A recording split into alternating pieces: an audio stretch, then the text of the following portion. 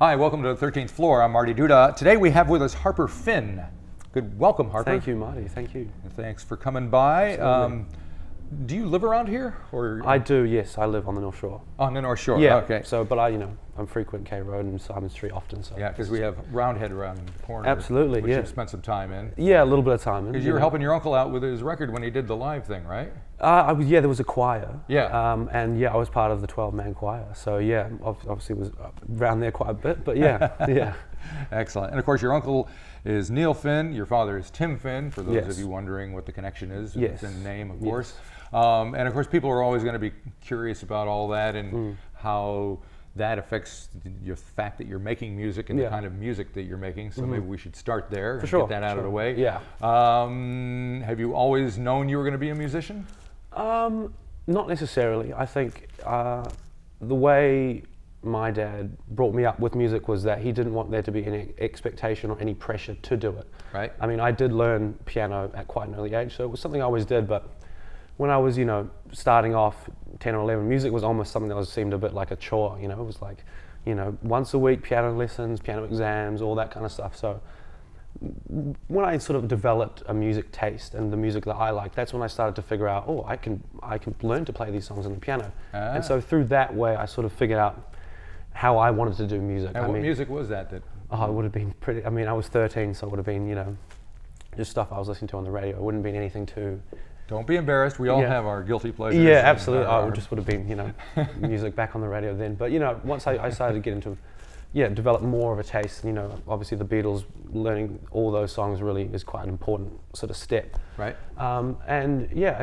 Again, my dad never really pushed me to do anything, and then again, no expectation or pressure because, of course, growing up in that family, the expectation would be that there would be some kind of, being pushed into doing something, or just you have to do it. It's the Yep. family name, you got to do it, which I've never felt. I never felt that. It was more, I played with people my own age. I was in bands with people at school. So And how old are you? I'm 21. 21. 21, yeah. So in high school I was in bands with other musicians. So my musical experience was quite organic in terms of just doing it with people I knew at school. I never really felt like there was any pressure or Yep. you know. And of course, you have cousins who are musicians. Exactly. As well. Yeah. So how does that fit into the whole? I guess when we're all together, we can make one hell of a family band. I'm sure. But yeah, I think we're all, I think we all operate in our own spaces musically. I think my dad, who is more in theatre now as anyway. I guess my recent memory of him is of him writing for musical theatre, writing shows, Right. and with my cousins, like I said, they're sort of operating in different circles musically, so it never felt like we were stepping on each other's toes or there were too many, chefs in the kitchen kind of thing. Like it felt like we were all doing it in our completely own way. Like it didn't, there was never, Right. anything like that. Yeah. But you mentioned great family band. Do you guys actually sit around and jam? Not as much as some might expect, because Right. everyone's off, doing their own thing really. Like we're all, I think, Liam, my cousin, lives in Los Angeles. I still live here. Mm-hmm. Everyone's in their own cities doing their own thing. But when we do get together, music is always something that is Yeah. pretty unifying for us. And whether it's just talking about music or playing it, music is obviously very, very important to I us. saw Liam at the Civic a couple of weeks ago. That's when right, The with the APO APO, thing. yes, And yeah. your father was there. I know. I saw Yes, him that's around. right, yeah. Were you there at all? I wasn't, no. I was Nice. actually I had just come back from, and I was trying to get back from America, but domestic travel over there proved to be a nightmare. So we ended up staying an extra 4 days or something. Right. So yeah. And what were you doing over there? I was doing a writing trip, so went over there to do some writing, went to Los Angeles, went to Nashville, just to sort of have that experience, because I'd never really done that before. Because I'm a solo artist, I've often, well, not often, but completely, I write by myself, produce by myself. So it was more about going over there and just collaborating with people, sharing that, experience with someone else. I think was really. How did it work out? It went really, really great. I mean, it was. I think it because songwriting, you can approach it so many different ways. I think the most exciting thing was just being able to come at a song a new way, being able to write and find a route into a song another way. Because when you're doing it by yourself, you've got your way of writing, and sometimes it can feel quite the same. Yep. But with other people, it's a completely different new experience, and I found that really exciting. Yeah. I mean, I wonder if it's, I'm assuming it's similar to just writing anything. That getting started is the hard part. And exactly, it's getting started. And also I think when you're by yourself, like, it's quite easy to lose the momentum or the vibe or the energy of the song. You know, you might start really well and you've got half an hour of just, you know, this is great, you're just writing, and then you kind of lose it. And then that's where, if you're writing with somebody else, they can pick up the slack and get you, reignite the flame. You know, I think that's really important. Yeah. So you're going to be performing at the Ding Dong Lounge because you have a couple of tunes that you're kind of anxious to get out and about, and that, leads me to the reason that I have a Johnny Cash album sitting in my lap that's like 60 years old. Johnny is very young there, and it is an original Sun record as well. Yeah, and it does smell fantastic. Very musty. Very musty. But you have a song called "Teenage Queen." Yes. Which I kind of laughingly said, "Hey, do you know that Ballad of the Teenage Queen by Johnny Cash?" And of course you did. So, I did. Yes. So tell me how you came. What's the connection? The connection there is we had sheet music for the Ballad of Teenage Queen, and I was rifling through the drawers, you know, as I do sometimes, just looking for something to play or something to, I don't know, spark my imagination. And there was the sheet music for that song, and the Ballad of the Teenage Queen. I thought was and I was, you know, listening to the song, reading some of the lyrics, and then I just thought Teenage Queen was for me, I just thought that it had relevance to my life in terms of, like, you know, the social groups, scenes that I've been in. I thought it'd be quite a cool, interesting title and a character for a song. And as I was just saying, I was in America. I went to Memphis, I went to Sun Studios, and lo and behold, 45 was up on the wall. So cool. That song now has, there's a special connection with that song now, for sure. There were a lot of teenage queens in songs back in the late 50s and early 60s. So teenage queens, that was it. Everywhere. That was the muse of the 60s, Everybody, and I don't think you can get away with that as much anymore, because but I'm sure the song doesn't sound like Johnny Cash. No.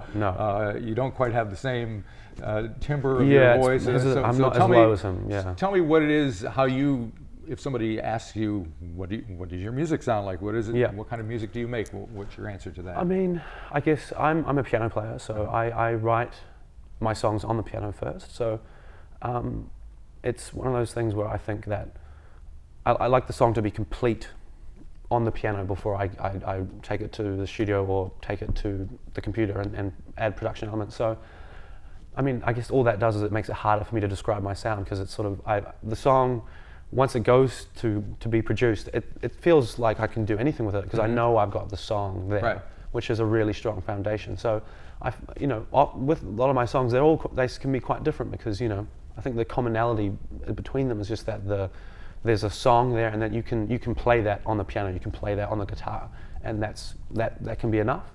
I think if you know, for me anyway, if I rely too much on production, I can lose what the song is, or I can't play it without the production.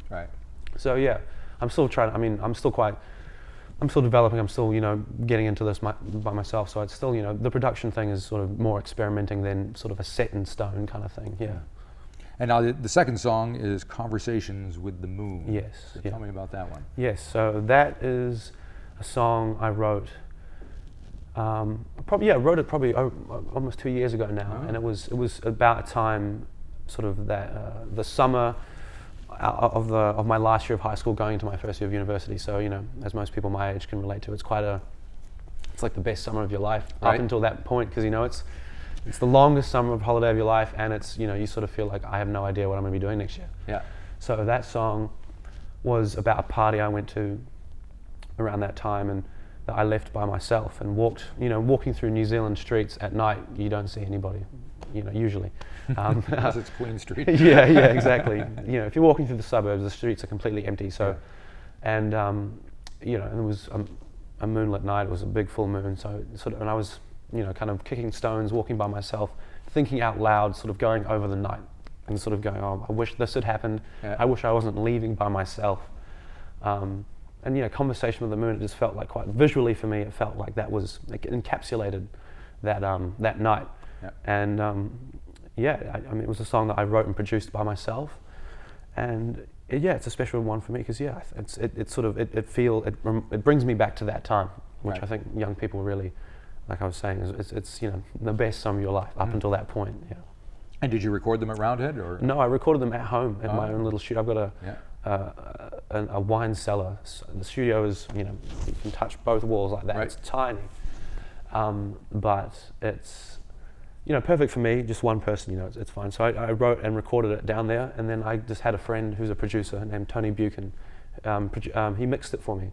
So yeah, it was just kind of just demoing it on Ableton, slowly chipping away at it, trying to get it to a stage that you thought, I'm going to leave it now. That's done. Is that difficult for you to leave it, or did you know that? I think there comes a point where I'm a big fan of mixing and choosing the right mixer. So I think there's a point where you go, I've lost. There's nothing I can do to it that's going to really take it to another level. Yeah. Whether or not that's finished, I think it's more. That's when you take it to the mixer. Right.